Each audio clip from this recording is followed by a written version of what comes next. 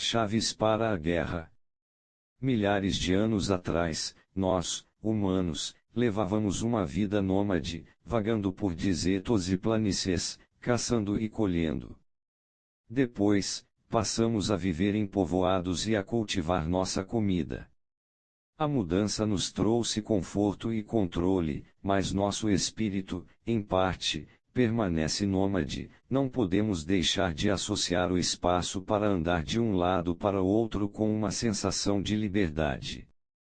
Para um gato, espaços apertados, fechados, podem significar conforto, mas para nós eles evocam sufocação.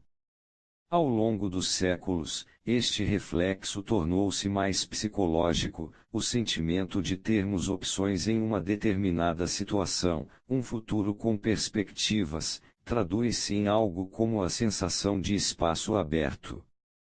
Nossas mentes se alimentam da sensação de que existem possibilidade e espaço estratégico para manobra. Ao contrário, a sensação de cerco psicológico é profundamente perturbadora para nós, muitas vezes nos fazendo reagir com exagero.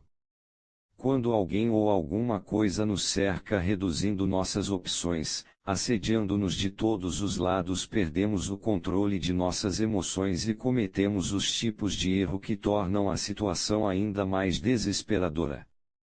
Nos grandes cercos militares da história, o maior perigo quase sempre é o pânico e a confusão interna. Incapazes de ver o que está acontecendo do lado de fora do cerco, perdendo o contato com o mundo exterior, os defensores também perdem o controle da realidade. Um animal que não possa observar o mundo ao redor está condenado. Quando tudo que você é capaz de ver são zulos se aproximando, você sucumbe ao pânico e à confusão.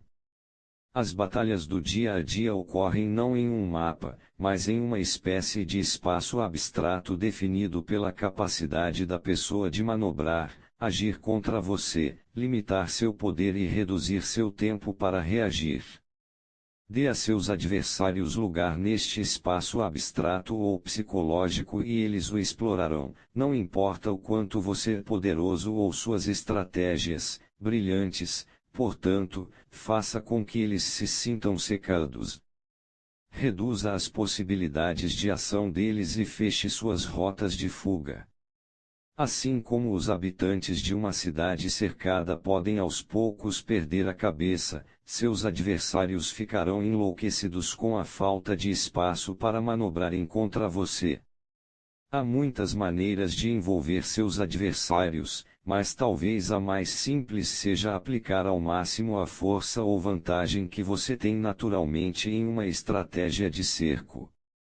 Em seu esforço para controlar a caótica indústria de petróleo americana na década de 1870, John D. Rockefeller, fundador e presidente da Standard Oil, trabalhou primeiro para ganhar um monopólio das estradas de ferro, que na época era o único meio de transporte de petróleo. Em seguida ele avançou para conquistar o controle dos oleodutos que ligavam as refinarias às estradas de ferro. Produtores de petróleo independentes reagirão unindo-se para financiar um oleoduto próprio que fosse da Pensilvânia até a costa, driblando a necessidade de estradas de ferro e a rede de oleodutos de Rockefeller. Ele tentou comprar as terras que ficavam no caminho do projeto, a cargo de uma construtora chamada Tidewater, mas seus adversários o cercaram, construindo um oleoduto em zigue-zague até o mar. Rockefeller estava diante de um clássico paradigma na guerra: um inimigo motivado estava utilizando cada brecha em suas defesas para evitar ser controlado por ele, adaptando-se e aprendendo enquanto isso. A solução que ele encontrou foi uma manobra de envolvimento. Primeiro Rockefeller construiu seu próprio oleoduto até o mar, maior do que o da Tidewater. Em seguida iniciou uma campanha para comprar ações daquela empresa, obtendo um interesse minoritário nela e trabalhando pelo lado de dentro para arruinar seu crédito e causar dissensão. Ele iniciou uma guerra de preços, minando o interesse pelo oleoduto Tidewater. e comprou as refinarias antes que pudessem se tornar clientes da Tidewater. Em 1882, seu cerco estava completo, a Tidewater foi obrigada a elaborar um acordo que dava à Standard Oil ainda mais controle sobre o embarque de petróleo do que tinha antes desta guerra.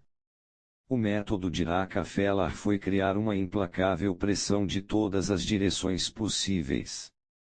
O resultado foi confusão por parte dos produtores de petróleo independentes. Eles não sabiam dizer até onde ia o controle dele, mas parecia enorme.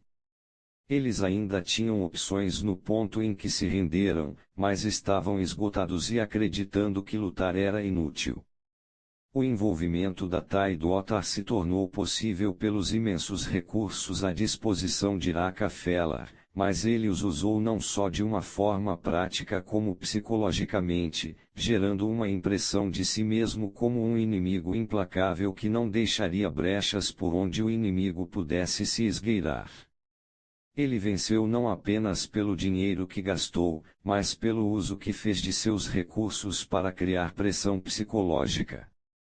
Para cercar seus inimigos, você deve usar o que tiver em abundância. Se você tem um grande exército, use-o para criar a aparência de que suas forças estão por toda a parte, uma pressão envolvente. Foi assim que Toussaint Louverture acabou com a escravidão no que hoje é o Haiti, no final do século XVIII, e libertou a ilha da França. Ele usou seu numeroso exército para criar a sensação entre os brancos na ilha de estarem irremediavelmente cercados por uma força hostil. Nenhuma minoria consegue suportar por muito tempo essa sensação. Lembre-se, o poder do cerco é basicamente psicológico. Fazer o adversário sentir-se vulnerável a ataques de muitos lados é tão bom quanto cercá-los fisicamente. Na seita Ismailite, durante os séculos XI e XII depois de Cristo, um grupo, mais tarde conhecido como os assassinos, desenvolveu a estratégia de matar líderes islâmicos importantes que haviam tentado perseguir a seita. O método deles era infiltrar um assassino no círculo íntimo do alvo, talvez até ingressando em sua guarda pessoal. Pacientes e capazes, os assassinos conseguiram ao longo dos anos infundir o medo de que podiam atacar a qualquer hora e qualquer pessoa. Nenhum califa ou vizir se sentia seguro. A técnica foi uma obra-prima de economia, pois, no final, os assassinos na verdade mataram um bocado de gente, mas a ameaça que eles representavam deu aos ismaelis um grande poder político.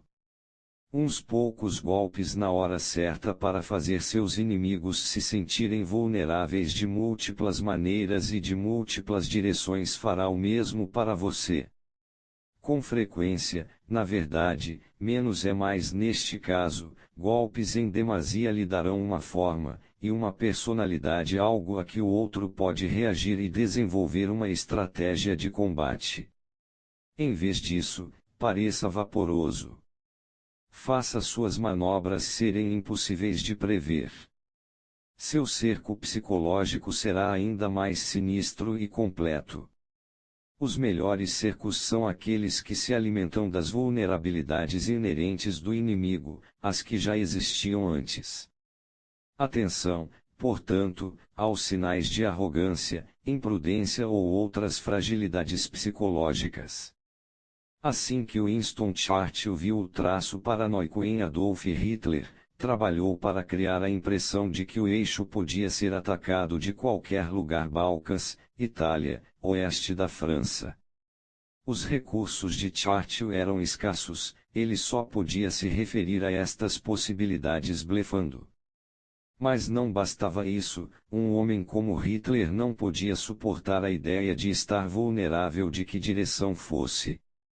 Em 1942, suas forças estendiam-se por vastas regiões da Europa, e as manobras de Churchill fizeram com que ele as espalhasse ainda mais. Em um determinado momento, uma mera simulação nos Balcãs o fez reter as tropas para não invadirem a Rússia, o que no final lhe saiu muito caro.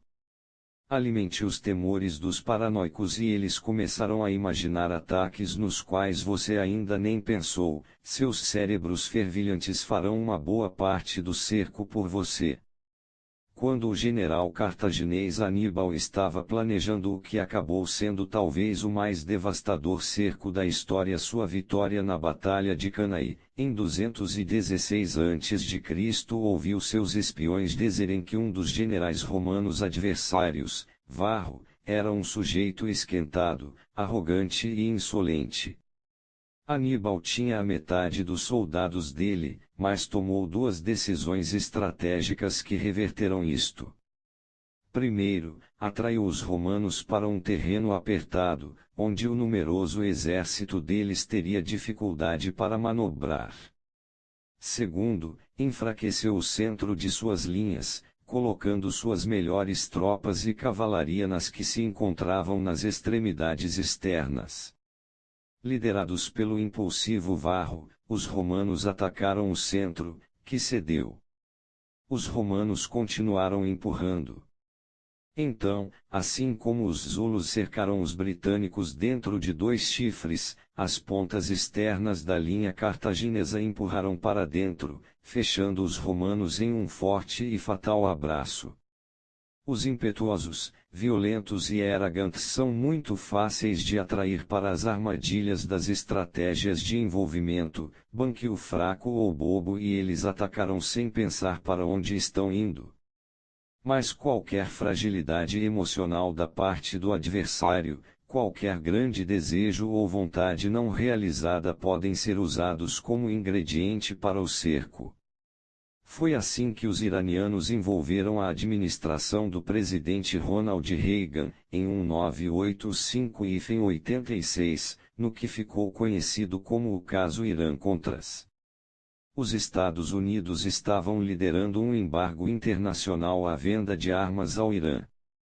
Ao combaterem este boicote, os iranianos viram duas fragilidades americanas. Primeiro, o Congresso havia cortado o financiamento dos Estados Unidos para a Guerra dos Contras contra o governo sandinista na Nicarágua, uma causa favorecida pelo governo Reagan e, segundo, a administração estava profundamente perturbada com o crescente número de reféns americanos no Oriente Médio.